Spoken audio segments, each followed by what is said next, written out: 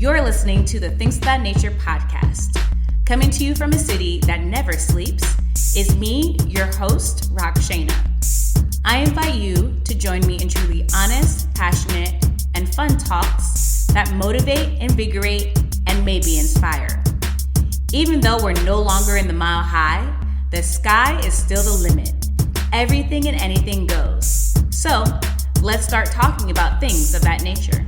Hey everyone, thanks for tuning into this episode of the Things of That Nature podcast. I'm your host, Rockshana, and today we're kind of going to switch gears from what we usually do. We always kind of talk about inspirations and we get all gooey and stuff, but today I think we're going to head a different route and talk about numbers. And anyone that knows me knows that numbers and I are not great friends, but of course, I have a new friend, Charles, here, and he's going to tell us a little bit about it. So hi, Charles. How are you? I'm good, Rockshana. How are you today? I'm doing pretty good. Excellent. I'm excited to see what we're going to talk about, really, because when I say me and numbers are not friends, we are not. Well, I'm kind of friends with numbers. It's kind of my profession. So we'll see what happens. Nice. So you are in the Dallas, Texas area. Is that where you are born and raised? No, actually, I was born in Iowa City, Iowa, University Hospital, 71 years ago. Was raised there in Iowa, graduated from high school, joined the United States Marine Corps after high school. Did 4 years in the service, including 2 years overseas in a combat tour in Vietnam. Came back, was stationed in Kansas City, met and married my wife. She had 5 children by a previous marriage when I married her. I just claim insanity.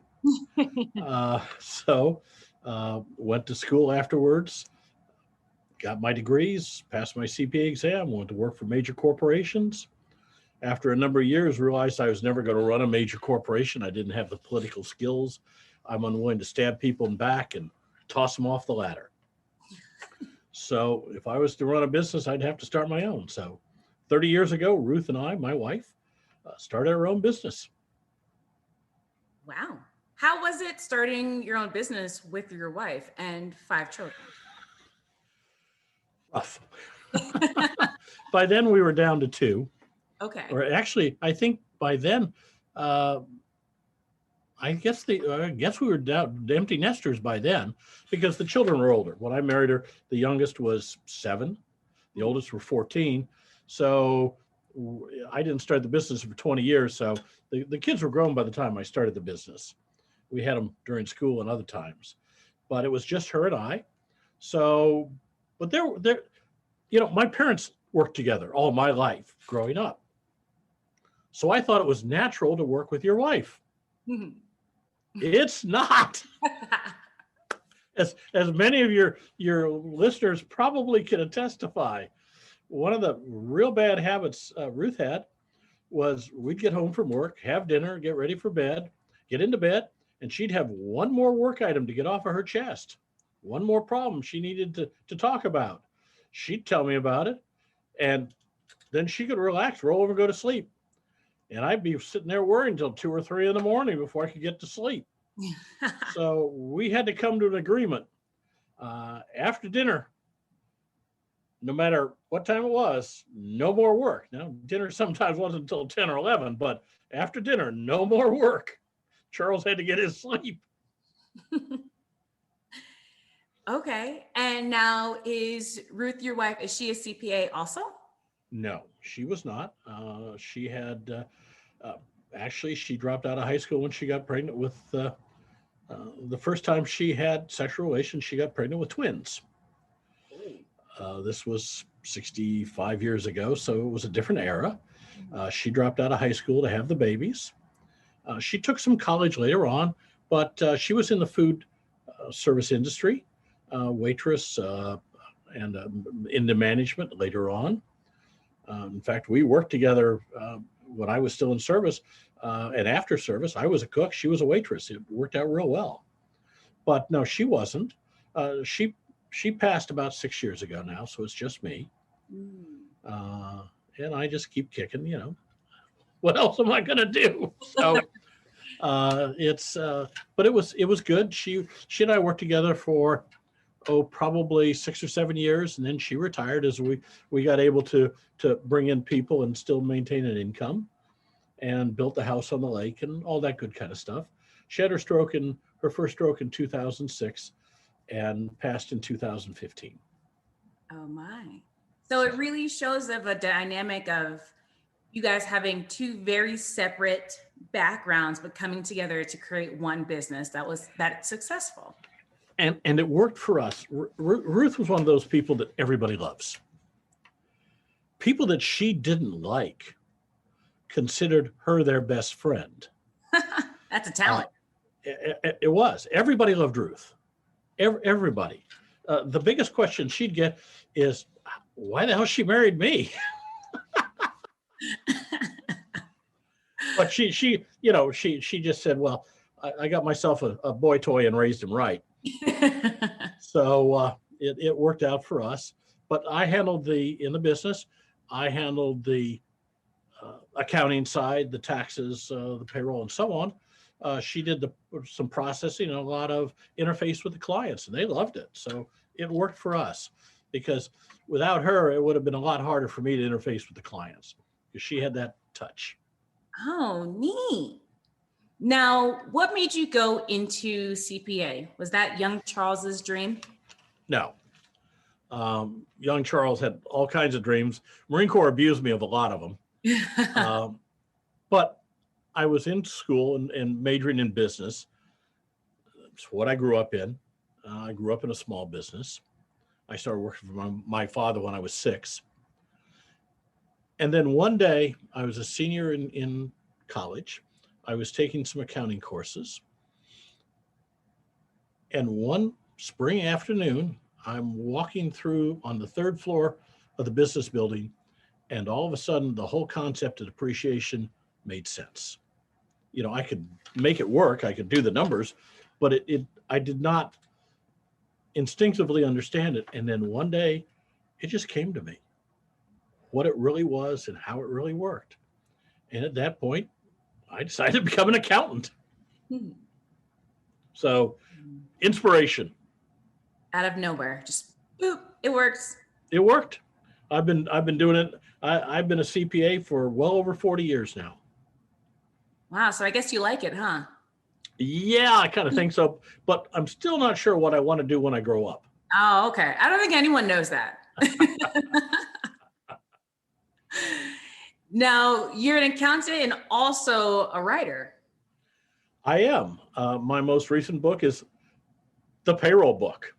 I mean, I'm in the payroll business. So I wrote a book on payroll for small businesses and startups that have questions, that don't understand things, that aren't sure what to do, don't understand classification, entities, taxes, filings, deposits, PEOs, is cheat, all kinds of things. And so I put together basically 30 years of experience and distilled it down to 95,000 words. Widely published it last year. It's doing well. And we're up to about 77 great reviews on Amazon. So we're happy with it. And it's useful. The only other thing out there that really compares to it is from the APA, and it's $600. Small businesses can't afford that. Right now, it's selling on Amazon for $22.95. So, what inspired you to write a book? Well, there just wasn't anything out there. And I deal with small businesses all the time. And I get people that come in that have IRS problems and difficulties and tax problems that some of them they create and some of them the IRS creates. The IRS creates millions of mistakes every year. It's 100,000 people at the IRS. 40% are eligible to retire in 2 years. They're all civil servants, so there's no profit motive involved and no drive behind the profit motive. And they don't have adequate training budget. Plus, some of the technology that they have dates back to the 1960s. Wow. So it really is a mess. And they're working on it, but they've been working on it forever. The new commissioner, who I've met several times, a nice guy, outside outside of the industry. He was a tax guy. He was not a government employee, and he's working on it. But it's going to take billions of dollars and many, many years to fix the technology problems. So a lot of mistakes happen. The IRS issued in fiscal 19 $13 billion. I know you don't like numbers, but $13 billion in employment tax penalties.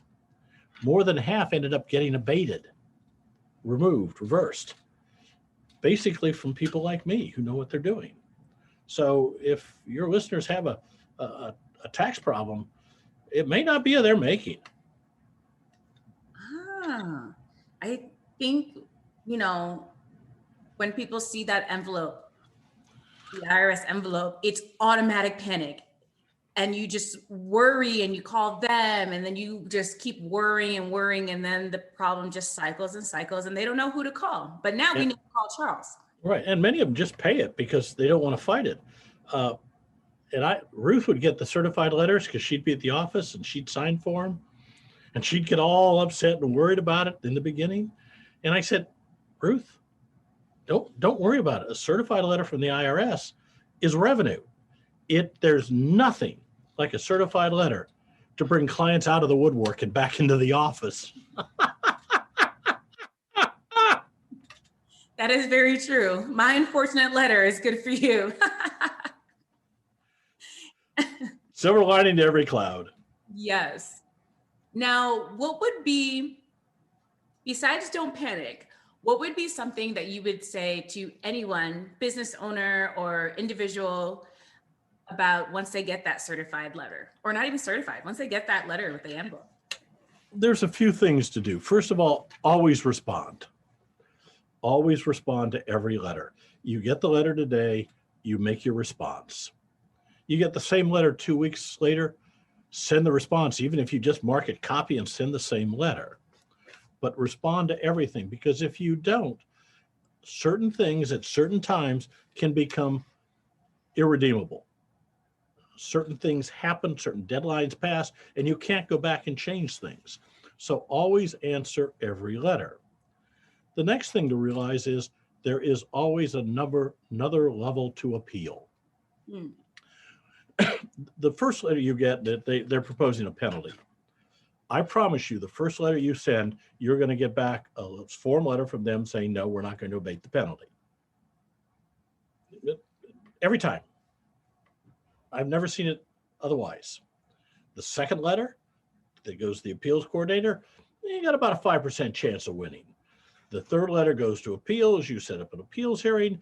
Your odds rise substantially. You lose in appeals. You file with the tax court. 95% of all U.S. tax court cases are settled before court. Wow. Okay. So you get a whole nother bite at the apple. So dealing with the IRS, it's kind of like sales. It's a whole series of no's followed by a single yes.